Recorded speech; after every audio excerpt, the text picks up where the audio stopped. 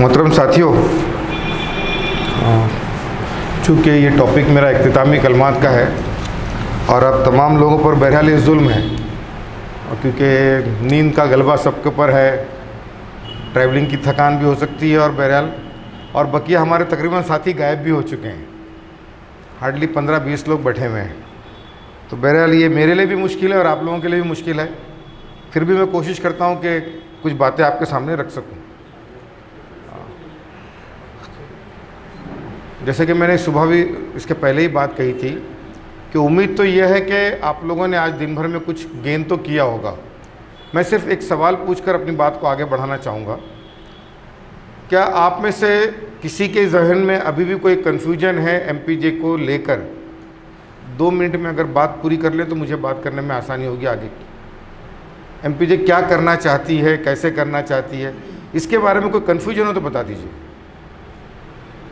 Confusion in the sense बात को समझने में कहीं गड़बड़ है क्या? तो बहरहाल मेरी जो गुफ्तगू का मौजू है, अब क्योंकि इख्तितामी कलमात है तो मुझे दिन भर की बातों को समेटना, और मैंने अटेंड नहीं किया है इसलिए मैं ये बातें आपसे पूछ रहा हूँ। क्योंकि कोई भी ऑर्गेनाइजेशन के अंदर जो लोग काम करते हैं, उन सारे काम करने वाले लोगों को सबसे पहले ये तय करना पड़ता है कि उनको करना क्या है ना। मेरी ज़िंदगी का मकसद क्या है, ये अगर मैं तय ना करूँ तो मैं गाड़ी आगे बढ़ाऊँ कैसे?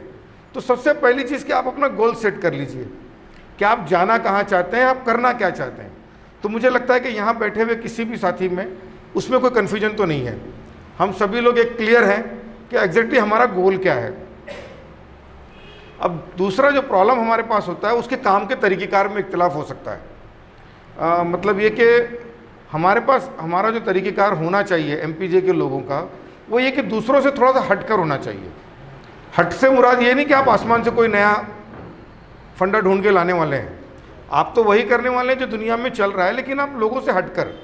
जैसे मैंने एग्जांपल दिया कि जब हम हेल्थ के इशू पे बात करते हैं तो हम ये नहीं कहते कि हर इंडिविजुअल के इलाज कराने की जिम्मेदारी हमारी, हम ये नहीं कहते हैं। हम ये कहते हैं कि सरकारी अस्पताल के पूरे हेल्थ इंफ्रास्ट्रक्चर को चेंज कर देने की जिम्मेदारी हमारी। अब मुझे अपने एक साथी थे, वो अक्सर होता ये था कि उनके गांव का कोई एडमिट हुआ, बम्बई में आया तो मुझे फ़ोन करते थे, सिराज भाई मेरा एक पड़ोसी एडमिट है, ज़रा जाके देख लेना उसको। मैं बोलूँ यार टाइम का ज़रा प्रॉब्लम होता है। अरे एमपीजे का काम है ना हेल्थ का यार। अब वो हेल्थ का काम मतलब वो पेशेंट की देखरेख करना, तो ये एमपीजे का काम नहीं है मेरे भाई। एमपीजे का काम ये है कि एमपीजे जो है वो पूरे सिस्टम को बदलना चाहती है। इंडिविजुअल केसेस के थ्रू, जैसे मैंने पहले बात कही, इंडिविजुअल केसेस के थ्रू हम आगे बढ़ेंगे, लेकिन सबसे बड़ी बात यह है कि हम लोगों में अवेयरनेस क्रिएट करेंगे कि कमी कहाँ है। आज प्रॉब्लम यह है कि जिनके साथ में हम बात कर रहे हैं वो मुर्दा कौम है। ये हिंदुस्तानी अवाम ज़हनी तौर पे गुलाम है, इनका मिजाज गुलामी का है, इनके अंदर लड़ने की ताकत ही नहीं है। इस मुर्दे में हमको जान डालनी है और उसको अपने अधिकारों के लड़ने के लिए खड़ा करना है। तो ये जो कोशिश है, ये हमारी एक स्ट्रेटेजिक थिंकिंग है कि लोगों से अलग उठकर हम खिदमत खल का काम नहीं कर रहे हैं। हम लोगों के अंदर जो है वो खाली जागरूकता अभियान नहीं चला रहे हैं, बल्कि हम उनके अंदर मूवमेंट खड़ी कर रहे हैं। अपने अधिकारों को पाने के लिए लड़ना, उनको यूनाइट करना, यूनाइट करके उनके साथ में बैठ के बात करना, और जहाँ से वो चीज़ें हल होने की है उनको इंगेज करना। आज मसला क्या है कि हम ये कहते हैं कि भाई पॉलिटिकल लोग, अरे नहीं भाई अल्हम्दुलिल्लाह हम तो अल्लाह वाले लोग हैं यार, हमारा उनसे कोई लेना देना नहीं है। हमारी लाइन उससे बिल्कुल उल्टी है। हम ये कहते हैं कि हमारे हर मसले का हल और हमारा किया हुआ हर काम पॉलिटिक्स है। पॉलिटिक्स के बगैर हम काम ही नहीं करते। हम अगर हेल्थ की लड़ाई लड़ रहे हैं तो ये हेल्थ की पॉलिटिक्स कर रहे हैं। अगर हम फूड की लड़ाई लड़ रहे हैं तो हम फूड की पॉलिटिक्स कर रहे हैं। पॉलिटिक्स से मुराद क्या है? मसले के हल की तलाश करना ना। तो हम तो पॉलिटिशियंस के पास जाएंगे, जो उसके इंगेजमेंट है, जो कलेक्टर होगा, जो उसका सेक्रेटरीट होगा, हम उनके पास जाएंगे, मसलों के हल पर बात करेंगे। तो ये जो स्ट्रेटेजिक थिंकिंग है हमारी कि हम इंडिविजुअल केसेस की बात नहीं करते, हम ओवरऑल चेंज की बात करते हैं। इनिशियल फेज में हमने इंडिविजुअल केसेस भी किए, लेकिन अब हमारा स्टाइल ऑफ वर्क बदलेगा। अब हम जो है वो पूरे पॉलिसी ऊपर, होल पॉलिसी पर बात करने की कोशिश करेंगे। तीसरी बात है कि जब इस काम की बात करते हैं हम, तो काम के ये गिनती के 4 लोग ही करेंगे क्या? हमारे ये 2, 5, 10, 20 लोग मिलके कई काम कर पाएंगे? आप जिंदगी घस देंगे, रिजल्ट ज़ीरो होगा। मेरे दोस्तों, ज़रूरत इस बात की है कि टीम डेवलपमेंट चाहिए। अगर टीम नहीं है तो फिर अल्लाह अल्लाह करते बैठिए, अल्हम्दुलिल्लाह 5 वक्त की नमाज के अलावा बकिया नफिल जितनी होती है घर में बैठ के अदा कीजिए, इंशाअल्लाह अल्लाह ताला कबूल कर लेगा। लेकिन यहाँ टाइम वेस्ट करने में कोई फ़ायदा नहीं होने वाला है। अगर टीम डेवलपमेंट की क्वालिटी अपने अंदर नहीं है तो पैदा करने की कोशिश कीजिए, ज़्यादा से ज़्यादा लोगों को जोड़िए। ये एमपीजे एक बच्चा ऑर्गेनाइजेशन थी, वो 15, 20, 25 लोगों में बैठ के काम करती थी। अब इसको मूवमेंट को कन्वर्ट होना है। मैं ये बात बार बार कह रहा हूँ कि आपको ज़्यादा से ज़्यादा लोगों के बीच में जाना है और लोगों को एमपीजे के साथ में जोड़ना है। अगर टीम डेवलपमेंट नहीं कर पाए, जो बात मेरे ख्याल से सुबह आई भी होगी कि आपको वार्ड लेवल तक टीम ले जाइए ना, आप डिस्ट्रिक्ट से तालुका से वार्ड लेवल पर ज़्यादा से ज़्यादा लोगों को अपने साथ में जोड़िए। और इस बात में बिल्कुल कंफ्यूज मत रहिए कि खाली मुसलमान होने चाहिए या खाली तहरीक इस्लामी के लोग होने चाहिए। मिल्लत का जो हिस्सा मिले, इंसानों का जो हिस्सा मिले, सबको अपने साथ में जोड़िए और टीम को डेवलप कीजिए। डेवलप से मुराद मेरी ये है कि आज मैं भी अल्ताफ़ भाई से कह रहा था कि अल्ताफ़ भाई, यहाँ जितने बैठे हुए लोग हैं इनसे हम लोग तय कर लेंगे कि कौन किस काम के लिए सुटेबल आदमी है। आदिल भाई से मैं पूछूं, आदिल भाई आप क्या करना चाहोगे, तो आदिल भाई बोलेंगे मैं मीडिया का आदमी हूँ भाई, मीडिया में आपको हेल्प कर सकता हूँ। इब्राहिम भाई से पूछो तो इब्राहिम भाई बोलेंगे अनऑर्गेनाइज लेबर में मैं काम करता हूँ। ऐसा हर आदमी, उसकी कोई ना कोई एक स्पेशलिटी होनी चाहिए। वो क्या बोलते हैं उसको, इंग्लिश की कहावत है ना बहुत मशहूर कि हर काम करने के लायक और कुछ भी करने के लायक नहीं है।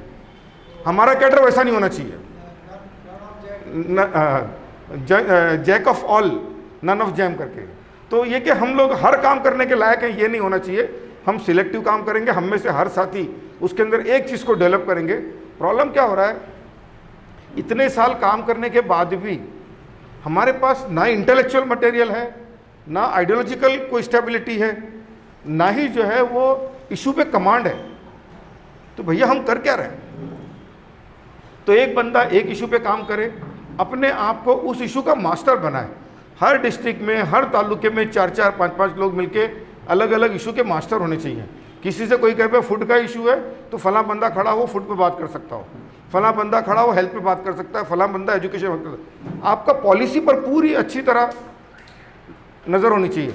हमारी कोशिश ये है कि हमारे हर साथी, हर डिस्ट्रिक्ट प्रेसिडेंट अपने ज़िले से इन 5 लोगों के नाम दें। हम आगे के टर्म में सिर्फ उनको लेकर एक एक लोगों को एक एक टॉपिक पर, हेल्थ वालों को लेकर हेल्थ पर ट्रेन करेंगे, एजुकेशन वाले को एजुकेशन पर ट्रेन करेंगे, अनऑर्गेनाइज लेबर को अनऑर्गेनाइज पर और फूड वाले को फूड पर अलग अलग ट्रेनिंग देंगे। इंशाल्लाह इस मीकात के आखिर में आपको एमपीजे की कम से कम हर टॉपिक पर 25-25 लोग आपको टैलेंटेड नज़र आएंगे जो टॉपिक पर बात करने के लायक रहेंगे। हमको ज़रूरत नहीं रहेगी किसी XYZ को बुलाने की, बल्कि हमारा कैडर खुद इस लायक रहेगा। इसकी हम कोशिश कर रहे हैं। तो मैं आप तमाम लोगों से रिक्वेस्ट कर रहा हूँ, डिस्ट्रिक्ट प्रेसिडेंट से खास तौर से, कि अपने अपने डिस्ट्रिक्ट में से 5-5 लोग तो कम से कम हेल्थ पर काम करने वाले, एजुकेशन पर काम करने वाले लोगों के नाम और फ़ोन नंबर हमको प्रोवाइड कीजिए आप। दूसरी बात ये कि जो बात मैंने एक्सपांशन की कही थी, एक चीज़ बहुत आज जो सारी दुनिया करती है, मैं भी वही रटी रटाई बात कर रहा हूँ कि यूथ को टारगेट कीजिए। हमारा प्रॉब्लम ये है कि हम सब दरमियानी उम्र के लोग हैं। बूढ़ा तो नहीं कहता, मैं इब्राहिम भाई को बूढ़ा कहूँगा तो नाराज़ हो जाएंगे, लेकिन बहरहाल हम सब लोग दरमियानी उम्र के लोग हैं। अब इस दरमियानी उम्र में अपना काम करने की क्वालिटी हमारी कम होती जा रही है। काम करने की सलाहियत जिसके अंदर है वो यूथ है, और यूथ के अंदर इनकलाबियत होती है फितरी तौर पे, है ना। जब अल्लाह के रसूल ने दावत दी थी तो सबसे पहले कौन लोग खड़े हुए थे? सारे नौजवान थे ना। हज़रत अली खड़े हुए कि चूँकि मेरी आँख आई हुई है, मेरे हाथ पैर कमज़ोर हैं, लेकिन मैं आपके साथ। तो ये नौजवानों की खूबी होती है कि वो दुनिया के अंदर उठने वाले हर इनकलाब को वो लब्बैक कहता है। हमारे इनकलाब में अब तक यूथ क्यों नहीं आ रहा, ये हमारे लिए सवाल है। क्योंकि कहीं ना कहीं अब तक शायद इनकलाबियत या मूवमेंट हम खड़ी नहीं कर पाए, इसलिए यूथ को हम कैच नहीं कर पाए। अब हमको टारगेट करके, मतलब ये मैं इसलिए कह रहा हूँ कि आप लोग लीडर हैं, आप फोकस कीजिए इन कामों को और अपने साथ में जोड़ने की कोशिश कीजिए। उसके बाद आप देखेंगे कि आपका जो रोल है वो इशू के साथ में बड़ा साइलेंटली चलता है। हमारा पर एक मुद्दे पे काम कर रहे हैं, 10 साल से काम कर रहे हैं, स्लो स्लो स्लो चल रहे हैं। अरे सिचुएशन आई कि आपको एक्टिवली पार्टिसिपेट कर देना चाहिए। लॉकडाउन लगा, सरकार ने अनाउंसमेंट किया कि भाई इतने इतने किलो राशन हम मुफ्त में राशन की दुकान पे दे रहे हैं। क्या हमारे एमपीजे का हर कैडर राशन की दुकान पर खड़ा हुआ? उसने देखा कि उसको उतना मिल रहा है कि नहीं मिल रहा है, लोगों की परेशानी क्या है? अगर आपने नहीं देखी तो आप एमपीजे में काम करने के लायक ही नहीं हो ना, क्योंकि आपका तो प्रोएक्टिव रोल होना चाहिए था। आपने कभी किसी हॉस्पिटल का विजिट करके देखा कि क्या वो कोविड के पीरियड में लोगों का ट्रीटमेंट ठीक से हो रहा है कि नहीं हो रहा है, पेशेंट की परेशानी क्या है? आप अपनी ऑफिस में बैठकर ऑक्सीजन सिलेंडर बांट रहे हैं, तो ये हमारा काम नहीं कर रहे हैं आप। आप तो हॉस्पिटल के बाहर लड़ते हुए दिखाई देना चाहिए, तब मैं ये मानूं कि हाँ भाई एमपीजे का कैडर एक्टिवली पार्टिसिपेट कर रहा है। तो मेरे दोस्तों, हमारे लोगों को प्रो एक्टिव पार्टिसिपेशन की आदत डालनी पड़ेगी कि इशू दिखे और आप इसका इंतजार मत कीजिए कि लोग हमारे पास आएँ, बल्कि आप खुद दौड़िए इशू के पास। उसके बाद ये कि आपको डिस्ट्रिक्ट में कुछ नई नई चीज़ों को तलाश करने की आदत डालनी चाहिए। हमारा वर्किंग स्टाइल एक लगा बंदा अंदाज, सिराज ने एक लाइन बता दिया बस उसी पे चल रहा है, ऐसा नहीं है। सिराज गलत हो सकता है, आपकी लाइन सही हो सकती है, काम तो कीजिए, बात तो कीजिए। मैं ये नहीं कहता कि आप डायरेक्ट काम कर लीजिए, आप बात कीजिए ना, भाई मैं ऐसे सोचता हूँ, मैं ऐसे काम करना चाहता हूँ, मुझे उम्मीद है कि इससे ज़्यादा अच्छे रिजल्ट आएंगे। हो सकता है आपका आइडिया अच्छा होगा, मैं आपको बोलूँगा well and good, go ahead, आप आगे बढ़िए। और कभी गलत लगे तो मैं टोकूंगा आपको, नहीं यार आदिल भाई ये तरीक़ेकार गलत है, आपका थोड़ा रुकिए इसके ऊपर। लेकिन बातचीत का रास्ता खुला रहना चाहिए और हरदम कुछ सोचने की आदत डालिए। ये कुंद जहन जो है ना, ये ऑर्गेनाइजेशन को आगे नहीं बढ़ाएगा। और ये खामोशी के साथ में बैठ जाना, चुपचाप पीछे पीछे चलते रहना, कोई कर रहा है तो ठीक है मैं उसके पीछे चलूँ, ये नहीं चलेगा। आपको लीड करके आगे बढ़ना पड़ेगा, इशू के साथ में आप फ्रंट पे दिखने चाहिए। आज हम लोग एक बात को बार बार ये कहते हैं कि जब भी हिंदुस्तान में कोई समाजी मूवमेंट चली है उसमें कभी कोई मुस्लिम चेहरा क्यों नहीं नज़र आता? क्योंकि हमारे पास खैर का तस्वुर जो आयत अफसर भाई कह रहे थे कि बुराई को मिटाना और भलाई को फ़रोग देना, वो भलाई का तस्वुर ही हमारे पास बहुत लिमिटेड है ना। हमारे पास भलाई का तस्वुर क्या है? लोगों को नमाज की तरफ रागिब करना, लोगों को इस्लाम की तरफ दावत देना, लोगों को जो है वो समाजी बड़ी बड़ी बुराइयों से रोकना। ये जुल्म को रोकने की बात हमारे यहाँ पर नहीं समझी जाती दीन का काम। जुल्म के खिलाफ आवाज़ उठाने को दीन नहीं समझा जाता, जबकि ये ऐन दीन है। ये एक मरतबा नहीं, अल्लाह के रसूल की तारीख पढ़ लीजिए आप, एक मरतबा नहीं कई मामलात में अल्लाह के रसूल ने जो है जुल्म के खिलाफ आवाज़ उठाई है। वो इतनी दूर से क्यों आ गए थे भैया वो अरबों, है ना। सलाउद्दीन को जब हम लोग पढ़ते हैं कि उसने अपनी फ़ौज भेज दिया, और ऐसे कई मोहम्मद बिन कासिम को हम लोग पढ़ते हैं कि वो आ गया औरतों को छुड़ाने के लिए। ये क्यों आया, क्या तड़प थी? दूसरी बात ये कि आपका जो कैडर है, ये बात हम सभी लोग जानते हैं कि बहुत लिमिटेड कैडर में हम काम कर रहे हैं, पैसा भी आपके पास नहीं है, मैन पावर भी आपके पास नहीं है। अब इसके बावजूद आप काम कैसे कर रहे हैं भाई? तो ये एक नया टैलेंट हमारे अंदर क्रिएट करना पड़ेगा कि मिनिमम रिसोर्स और मैक्सिमम आउटपुट, आपका कम से कम इन्वेस्टमेंट हो, ज़्यादा से ज़्यादा रिजल्ट हो। जो लोग बिजनेस क्लास होते हैं वो क्या करते हैं, भैया मैं कम पैसा लगाऊं और प्रॉफिट कैसे कमाऊं, इसके ऊपर दिमाग चलाते हैं ना। तो आप इसी तरह एमपीजे में भी कम से कम आपके पास जो मटेरियल है, जो कुछ भी आपके हाथ में है, उनको कैसे इस्तेमाल करें। हमारे डिस्ट्रिक्ट प्रेसिडेंट, तालुका प्रेसिडेंट, इनका कम से कम 2 घंटा रोज़ इस बात पे सोचने जाना चाहिए कि मेरा फला साथी है, उसका इस्तेमाल मैं कैसे करूं, उसको कैसे मैं ज़्यादा से ज़्यादा यूटिलाइज़ करूं, उसकी सलाहियतों को कैसे उभारूं। आप ये छोटे से 4 लोगों में बैठ बैठ के बात कर करके मिजाज ख़राब हो चुका है। ये मूवमेंट नहीं हो सकती, ये तंजीम बन सकती है, मूवमेंट नहीं हो सकती। मूवमेंट के लिए आपको निकलना पड़ेगा मेरे दोस्तों, और ज़्यादा से ज़्यादा लोगों को इस्तेमाल करना पड़ेगा। तब कहीं जाकर आप देखोगे कि आप रहोगे बहुत छोटे से, लेकिन आपका आउटपुट बहुत बड़ा दिखाई देगा। मैं जस्ट एग्जांपल देता हूँ, हम लोग मेधा पाटकर की बात करते हैं ना अक्सर। मेधा पाटकर दिखने के लिए तने तना है, सीधी सादी सिंपल सी साड़ी पहनी हुई, लेकिन ऊपर का खोखे में इतना भरा हुआ है कि अकेली औरत पूरे देश को नचाती है। तो हमारे पास नहीं है क्या वो? अल्लाह ताला बताता है कि भाई दुनिया में हर इंसान को अल्लाह ताला ने बहुत दिमाग दिया है, इस्तेमाल में कमी है। हम अपने दिमाग का इस्तेमाल कम कर रहे हैं। हमको चाहिए कि दिमाग को घसें। ऐसा लोग कहते हैं कि दुनिया के बड़े बड़े साइंटिस्ट लोगों ने 2.5% से 3% दिमाग का इस्तेमाल किया है। उसमें इतनी सलाहियत है कि न्यूटन के बारे में आता कि उसने 3% यूज़ किया होगा। तो हम लोग तो मतलब इस्तेमाल ही नहीं कर रहे हैं ना, खाली बादाम खा तो रहे हैं लेकिन उसका इस्तेमाल बहरहाल हो नहीं रहा है। तो अब हमको अपने दिमाग के इस्तेमाल करने की आदत डालनी पड़ेगी और कम से कम रिसोर्सेज में ज़्यादा से ज़्यादा आउटपुट पे बात करनी पड़ेगी। एक चीज़ बहुत इंपॉर्टेंट है जो अफसर भाई भी बात कर रहे थे, मैं सुन रहा था कि आइडियोलॉजिकली जो है ना वो स्टेबिलिटी आपकी होनी चाहिए। हमारे पास प्रॉब्लम क्या होता है कि इशू के साथ में इशू को डील कैसे करें ये समझ नहीं बन पाती। मैं एग्जांपल दूं कि लॉकडाउन लग गया, राशन की दुकान पे राशन नहीं है, लोग भूखे परेशान हैं। तो आपके सामने परेशानी ये है कि अब इन भूखों का क्या करें। तो आप 1 टाइम का तो खाना खिला सकते हैं, 2 टाइम का खाना खिला सकते हैं। जमात इस्लामी आपको बोल दे कि चलो ठीक है भाई आप आगे बढ़ जाओ, क्या आप महीने भर का उनको खाना खिला पाओगे क्या? तो आपका स्टाइल ऑफ वर्क ये होना चाहिए कि कोई ये बोलने के लिए ना आए कि मैं 1 टाइम का उनको खाना खिलाता हूँ।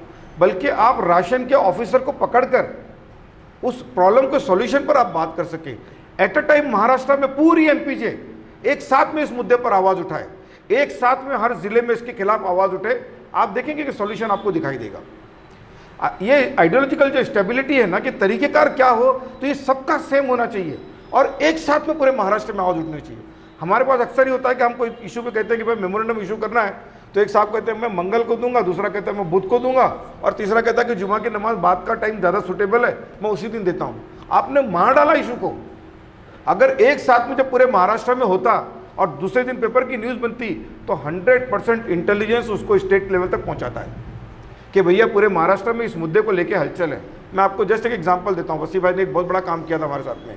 एक मरतबा नांदेड़ में या लातूर में कहीं एक पेपर की न्यूज़ छपी कि माइनॉरिटीज़ के लिए जो फंड इशू हुआ है, वो फंड का 25% यूटिलाइज हुआ है, 75% पैसा बाकी है। कई करोड़, 150-200 करोड़ का मुद्दा था वो। हमने एट अ टाइम वो लिया, नेक्स्ट डे पूरे महाराष्ट्र में उसको धरना उस पर दिया, पूरे महाराष्ट्र की न्यूज़ जमा हुई। तीसरे दिन जो है कैबिनेट की मीटिंग थी, कैबिनेट के मिनिस्टर में एक मिनिस्टर ने कहा कि कल पूरे महाराष्ट्र में एक इशू पे धरना हुआ है, उसकी रिपोर्ट मंगवाओ। उसकी रिपोर्ट लाई गई, पता चला कि महाराष्ट्र के 18 जिलों में एक मुद्दे को लेकर धरना हुआ है कि माइनॉरिटी का पैसा बाकी है, उसका इस्तेमाल नहीं हुआ। उसी कैबिनेट की मीटिंग में बैठ के डिसीजन हुआ और हर उर्दू मीडियम स्कूल को 2-2 लाख रुपए देने की बात तय हुई, क्योंकि पैसा रखा हुआ था। तो आपके कामों ने तो एक दिन में पूरे महाराष्ट्र के मुसलमानों के लिए करोड़ों रुपए निकाल दिए ना। ये रिजल्ट ओरिएंटेशन है आपका। हमारे कामों का रिजल्ट आज क्यों नहीं मिल रहा है? क्योंकि हम ऑर्गेनाइज होकर काम नहीं कर रहे हैं, लगे बंदे अंदाज में काम कर रहे हैं। अभी लगे बंदे अंदाज को तोड़ना पड़ेगा आपको अपने कामों के रिजल्ट्स की तरफ लाना पड़ेगा। एक आखिरी बात कह के मैं बात खत्म करता हूँ कि किसी 2 या 3 मिनट मेरे पास बचे हैं। एक हमारे पास गंदी आदत होती जा रही है, वो बंदा इधर मौजूद नहीं है, हमारा नागपुर का खास तौर से शकील भाई, कहीं का कुछ भी मटेरियल मिला तो उठा के व्हाट्सएप पे डाल दिया। ये जो रिसर्च वाली बीमारी है ना, खुद तो कुछ पढ़ते ही नहीं, कितने जीआर देखो तो देर धड़ाधड़ जीआर पे जीआर डालते जाते हैं। अरे बाबा, वो जीआर खोल के तू देखा क्या? एक कम से कम थोड़ा सा तो दिमाग चलाओ ना, कि थोड़ा सा पढ़ो, उसमें क्या लिखा है वो नीचे लिख दो और फिर उठा के डालो।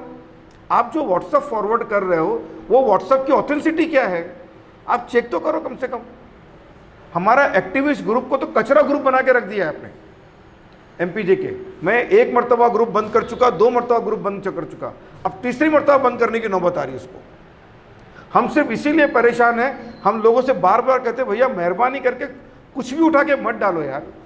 जो मुद्दा हमसे रिलेटेड है वो डालो, जो मुद्दे में आपको कुछ लगता है कि पढ़ने लिखने की चीज़ है, आप 2 लाइन लिखो ना उसके ऊपर। आप पढ़ते भी नहीं, आप रिसर्च भी नहीं करते, आप चेक भी नहीं करते कि बात सच्ची है झूठी है। नीचे कभी कभी लिख देते हैं कि आप इसको क्लेरिफाई कीजिए। अरे मेरे भाई, किसके पास इतना टाइम है आज के ज़माने में? हर आदमी उठाता और लेके बकवास करना शुरू कर देता। खाली मैं एमपीजे की मुद्दे की बात नहीं कर रहा हूँ, मैं इन जनरल बात कर रहा हूँ। तो ये जो कल्चर है, इसको बंद करके कुछ ऑथेंटिसिटी के साथ में बात करने की आदत डालनी चाहिए। और ख़ास तौर से जब एमपीजे का कैडर कहीं पर कोई मैसेज भेजता है तो लोग उसको बहुत सिंसियरली लेते हैं, क्योंकि इनके पास जो मैटर है वो ऑथेंटिक मैटर होता है। अगर हमने भी अपनी हैसियत खो दी तो आगे क्या बचेगा? तो मेरे दोस्तों, हम लोगों को चाहिए कि हम लोग ज़्यादा से ज़्यादा रिसर्च की तरफ जाएं, एक पढ़ाई लिखाई करने की आदत डालें, कुछ छोटी छोटी चीज़ें पढ़ें। मैं ये नहीं कहता कि आप वापस से जाइए अपने पढ़ाई के तबके ज़माने में और स्कूल की किताबें पढ़ना शुरू कीजिए, लेकिन जिन मुद्दों पे आप काम करते हैं उसमें गवर्नमेंट के जीआर क्या हैं, गवर्नमेंट ने कौन सा नया ऑर्डर निकाला है, एग्जैक्टली वो इशू क्या है, उसमें कहाँ प्रॉब्लम है, उसको कैसे चेंज किया जा सकता है, वहाँ कहाँ गलतियाँ हैं उसके अंदर। क्योंकि आप देखेंगे जीआर में हर जगह पर जीआर बनता ही इसलिए कि कामों को रोका जाए। आपने लंबी लाइन लिखी, अभी मैं स्कॉलरशिप के ऊपर बात हो रही थी हमारी, स्कॉलरशिप के ऊपर एक जीआर निकल गया कि भाई 8 लाख रुपए जिनके पास इनकम सर्टिफिकेट है उन लोगों को भी स्कॉलरशिप का और माइनॉरिटी के सारे फंड मिलेंगे, और नीचे लिखा हुआ है कि उसको विटनेस लगेगा। अब हमारे पास कल्चर विटनेस देने का है ही नहीं, हमको तो जेब से खर्च करने की आदत है, विटनेस देने की आदत ही नहीं है। अब बच्चा बेचारा एप्लीकेशन कर रहा, फॉर्म सेंक्शन हो जा रहा, विटनेस ही नहीं मिलता उसको। तो आपको बात करनी पड़ेगी ना विटनेस पे, कि या तो कम्युनिटी में अवेयरनेस क्रिएट करेंगे कि भाई विटनेस देने की आदत डालो, या गवर्नमेंट को बोलेंगे भाई तुम तुम्हारा प्रोसीजर चेंज करो, हमसे डिपॉजिट ले लो 2 लाख रुपया, लेकिन विटनेस मत मांगो, क्योंकि हमारी कौम पैसा देने तैयार है, विटनेस देने तैयार नहीं है। तो ये जो प्रॉब्लम हमारे सामने है, इन प्रॉब्लम पे बात करनी पड़ेगी ना। बात कब करेंगे आप? जब पढ़ेंगे। अगर पढ़ेंगे ही नहीं, समझेंगे ही नहीं, फिर वही आंख बंद करके फला साहब ने बोला, मैंने उठा के डाल दिया, फला ने मेरे को भेजा था, मैंने उठा के इसको भेज दिया। ये जो कल्चर है मेरे ख्याल से इसको रोकना पड़ेगा। हमको टॉपिक पर नॉलेज के साथ में बात करने की आदत, और आप जब बात करें तो लोगों को महसूस होना चाहिए कि एमपीजे का कैडर बोल रहा है, क्योंकि इसकी बातों में ऑथेंटिसिटी है। आपकी शुरुआत से लेकर, देखिए अभी कल हम लोग बात कर रहे थे हेल्थ पर, शायद कौन लोग थे इसमें, 3-4 लोग तो बहरहाल इसमें से रहे होंगे। आप एक एक देखिए उस बंदे का डायलॉग डिलीवरी देखिए कि स्टार्ट टू फिनिश टॉपिक से हटता नहीं आदमी, और हम हैं कि टॉपिक पर ठहरते ही नहीं, हम शुरू कहीं और से होते जाते कहीं और है। तो ये कल्चर को जो तोड़ना पड़ेगा, पढ़ने लिखने की आदत डालनी पड़ेगी। अगर हम लोग कम पढ़े लिखे हैं तो कम पढ़े लिखे लोगों के लिए ऐसा नहीं कि अब आगे ज़िंदगी पढ़ने कोई मौके नहीं है। और मैं बार बार ये कह रहा हूँ कि मैं आपको एसएससी, 12th और ग्रेजुएशन की बात नहीं कर रहा हूँ। जिन टॉपिक पर आप काम करते हैं उसको पढ़िए आप। अब आप अनऑर्गेनाइज लेबर पे काम करते हैं, अनऑर्गेनाइज के राह में जो तकलीफें उठ रही है उसको पढ़िए ना आप। तकलीफें कहाँ हैं, वो जो गवर्नमेंट का डिपार्टमेंट आपसे झगड़ा कर रहा, वो ये मांग रहा, वो कितना वैलिड है। अब लोग मुझसे कहते हैं हर साल इनकम सर्टिफिकेट मांगता है। अरे नहीं मांगेगा तो क्या करेगा भाई? इनकम सर्टिफिकेट हर इंसान की हर रोज़ बदलती ना। आप जब ज़कात देते किसी को तो खाला से पूछते ना, क्या हालत बदल नहीं रही है घर की, वही चल रही है तुम्हारी, वैसे इनकम सर्टिफिकेट की भी हालत है। तो आपको ये आदत डालनी पड़ेगी कि भैया जो बातें कही जा रही है वो कितनी वैलिड है। अगर गलत है तो उसके लिए बात करेंगे, और नहीं गलत है तो उसको इम्प्लीमेंट करने की कोशिश करेंगे। लेकिन ये पढ़ने लिखने की आदत मेरे ख्याल से डालनी चाहिए। मुझे लगता है कि एमपीजे के कैडर को आने वाले दिनों में जिन सलाहियतों की, खूबियों की ज़रूरत है वो आज के प्रोग्राम के ज़रिए आप तक पहुँची है। अब आपसे सिर्फ यही गुजारिश है कि मेहरबानी करके पिछला जो वर्किंग स्टाइल था उससे थोड़ा सा हम चेंज की तरफ जा रहे हैं, हम मूवमेंट की तरफ आगे बढ़ रहे हैं, हम एजुकेशन की तरफ आगे बढ़ रहे हैं, हम ऑर्गेनाइज होने की तरफ आगे बढ़ रहे हैं। हम लोग जो है वो अक्सर अल्लाह के रसूल की एक बहुत मशहूर हदीस सुनते भी हैं और पढ़ते भी हैं ना, कि अल्लाह के रसूल ने फरमाया कि पढ़ो, क्या है वो, मैं तुम्हें हुक्म देता हूँ कि समा व अतात, कि पहले सुनो फिर अतात करो। समीना व अताना, पहले मतलब समात कीजिए, अतात कीजिए। नहीं, हिजरत तो जिहाद बाद में है। उसके बाद तीसरी चीज़ है जमात की। मैं तुम्हें हुक्म देता हूँ कि समा, अतात व जमात, तीसरी चीज़ जमात। तो आज हम जिस फेज़ में हैं हमको ऑर्गेनाइज वे में काम करना पड़ेगा, हमको ऑर्गेनाइज करना पड़ेगा। उसके बाद कहीं नौबत आती है। बहरहाल आपको इस वक्त हिजरत की ज़रूरत तो नहीं है, जहाद की भी ज़रूरत इस वक्त तो नहीं है, लेकिन कम से कम जहाद का इन द सेंस मैं ये नहीं कहता कि लड़ाई जंग कताल, बल्कि मूवमेंट खुद एक जहाद है।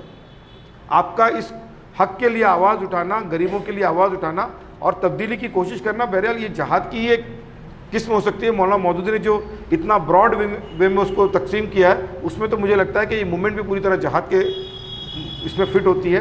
तो बहरहाल हमको कोशिश करनी चाहिए कि हमारी ऑर्गेनाइजेशन में रहने वाले सारे लोग वो पढ़ने के, सुनने के, जमात की तरह यूनाइट होकर काम करने के आदी बने, ताकि अल्लाह ताला हमसे कम वक्तों में ज़्यादा काम ले सके। और एक दुनिया में इंसान की जो फितरत होती है ना, अल्लाह ताला जो फरमाता है कि वो जो कुछ भी काम करता है उसका रिजल्ट देखना चाहता है। तो अल्लाह ताला हमको हमारे जीते जी हमारे जो मकासद है उसको देखने की ख्वाहिश जो हमारे दिलों में है उसको पूरी करे, और इस तंजीम के तहत इस मुल्क में एक नया इनकलाब बर्पा करे। वाखिर दावाना अल्हम्दुलिल्लाहि रब्बिल आलमीन।